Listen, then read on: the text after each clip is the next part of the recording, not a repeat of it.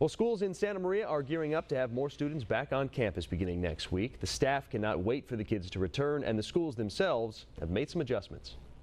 It's going to be fantastic. We have been waiting for kids to arrive. We're just looking forward to the kids.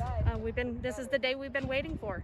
On April 20th, the first group of kids will be returning to classrooms in Santa Maria. But schools will look different before students can walk on campus. COVID protocols will be firmly in place. Temperature checks at the entrance, arrows directing which way to go, student containers with supplies, and desks spread apart. There's even a new touchless water bottle fountain. Principals and assistant principals have been leading their staffs in how do we make this work at our school, right? What do the traffic patterns need to be?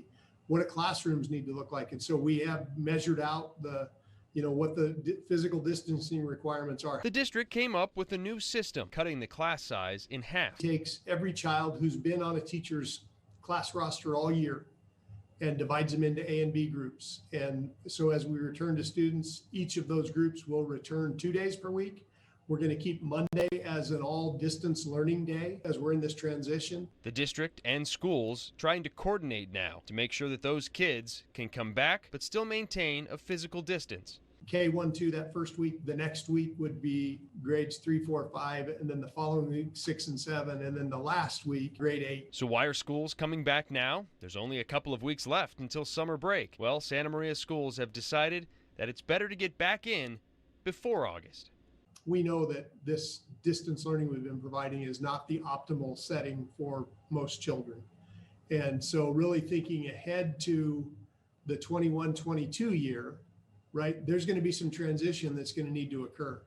And if we're anticipating making the 21-22 year more impactful, we'd be better served by making that transition during that last part, the last 7-8 weeks of this year, so that when we hit in August, hoping and assuming that conditions get better and we're going to be able to bring children back in a less restrictive environment, they'll be hitting the ground running full speed.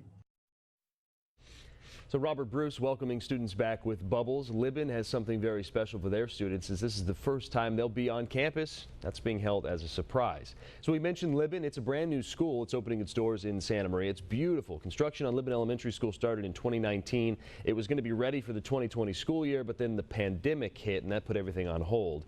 So it is named after Bill Libin, who helped influence kids around the Santa Maria community through the Boys and Girls Club. New school mascot, the Huskies.